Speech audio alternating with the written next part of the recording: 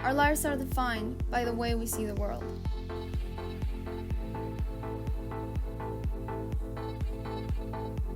So let's reimagine, and reimagine again.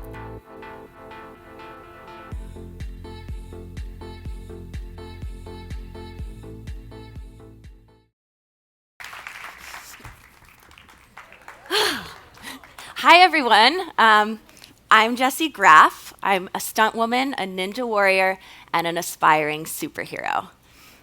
I've always wanted to be a superhero and to learn how to fly. There's not much photo evidence of my early attempts at flying since I technically wasn't allowed to jump off the roof, but a neighbor did happen to capture this secret training session once. That's my garage roof. I got in a lot of trouble for that one.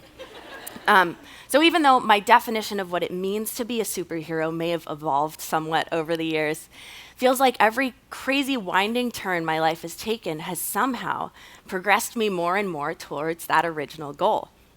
When I was little, I was obsessed with the circus. I trained on the flying trapeze and wanted to run away and join the circus so that I could fly all the time.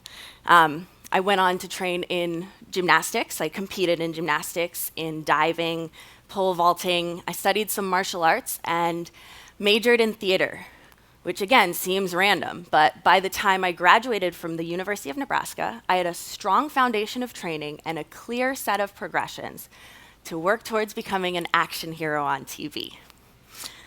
When I first moved to LA, I spent all of my time training, mostly fights, falls, flips, stunt driving, skydiving, motorcycles. I was learning all of the coolest skills from the most incredible people.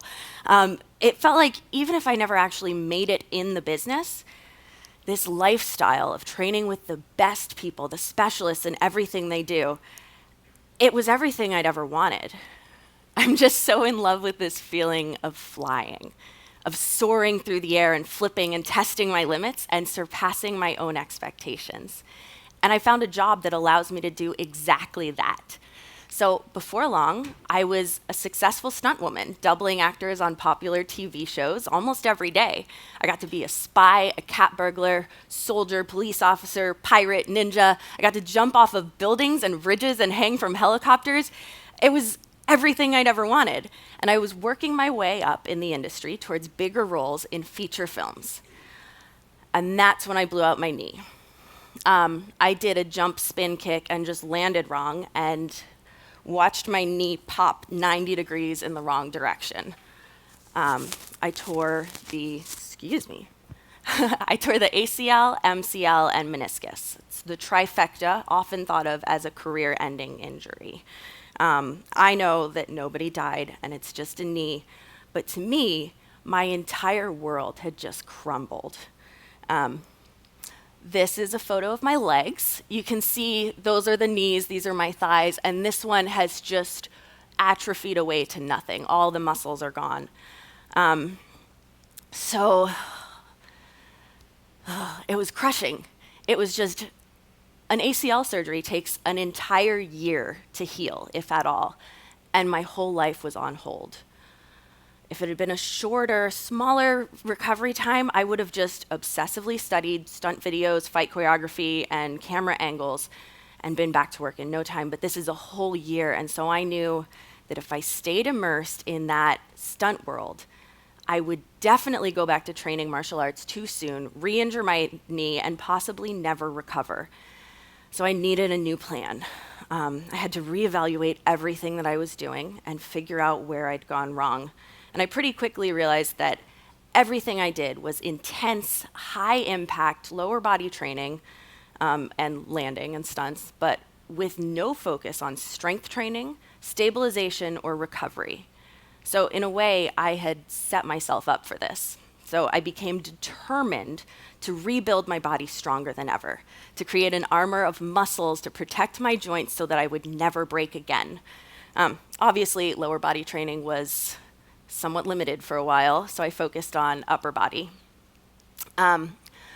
Mostly dumbbells and pull-ups, a lot of pull-ups. It was tedious. it was boring, and I had the determination to do it, but the trick to long-term motivation and training is not just discipline. It's having an activity that you love, that is enhanced by the constant training. And I was so desperate to find that activity that could keep me motivated and inspired for this whole year while I recovered. Oh, and that's when I found American Ninja Warrior.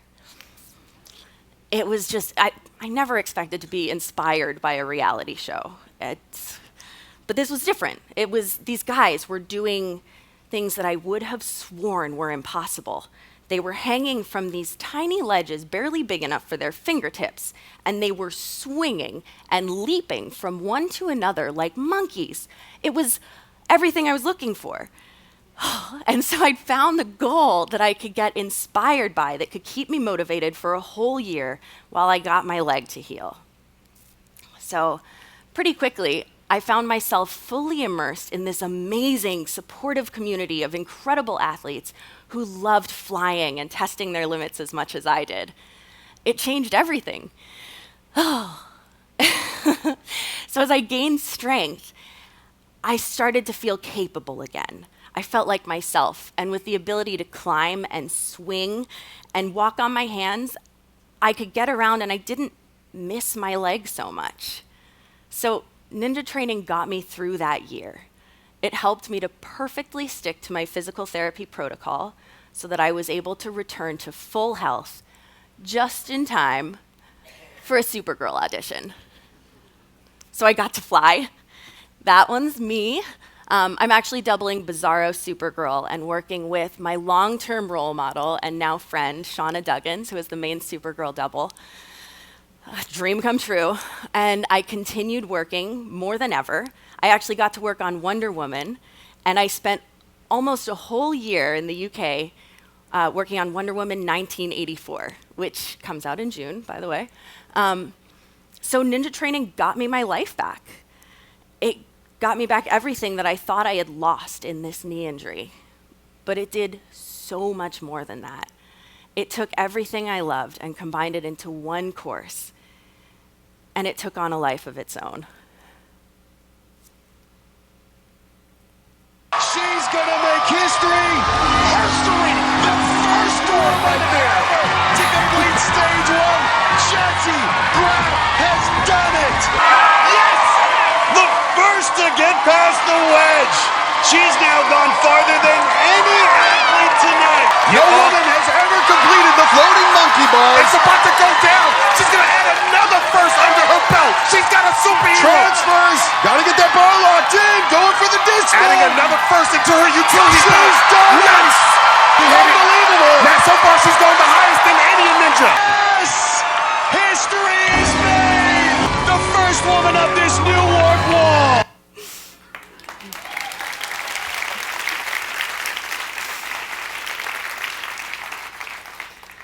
So I got to break a lot of records and achieve many firsts for the women. And for 6 years, I've been able to consistently rank among the top men on a strength-based obstacle course.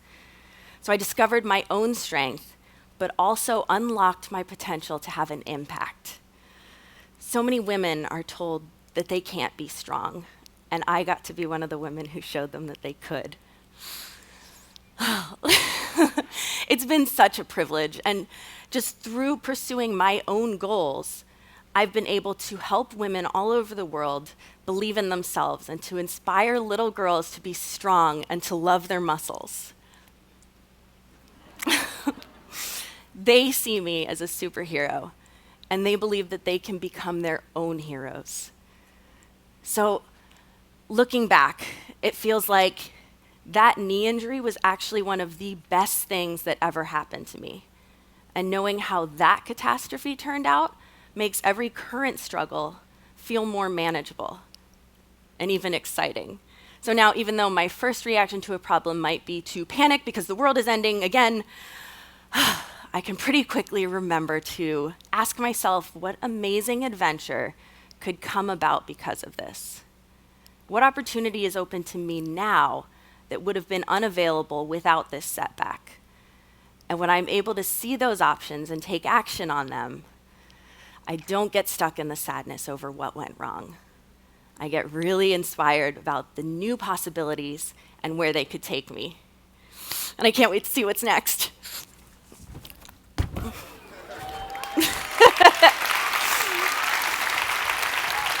Thank you.